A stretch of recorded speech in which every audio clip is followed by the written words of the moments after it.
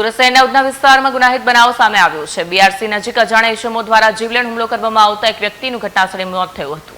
મળતી માહિતી મુજબ બીઆરસી વિસ્તાર પાસે સામાન્ય બાબતને લઈને બે પક્ષ વચ્ચે બોલાચાલી થઈ। બોલાચાલી ધીમે ધીમે ઉગ્ર સ્વરૂપ ધારણ કરતા હુમલાખોરોએ ઘાતક હથિયારથી હુમલો કર્યો। હુમલો એટલો ગંભીર હતો કે ઇજાગ્રસ્ત વ્યક્તિ જમીન પર ઢળી પડ્યો અને તબીબોએ તેને મૃત જાહેર કર્યો। ઘટનાની જાણ થતાં જ પોલીસ કાફલો તાત્કાલિક ઘટનાસ્થળે દોડી આવ્યા।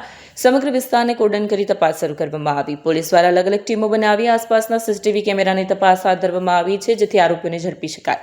પ્રાથમિક તપાસમાં સામાન્ય બાબતને લઈને થયેલા ઝઘડામાં હત્યા થયાનું સામે આવ્યું છે, જોકે પોલીસ તપાસ દિશામાં તપાસ કરી રહી છે।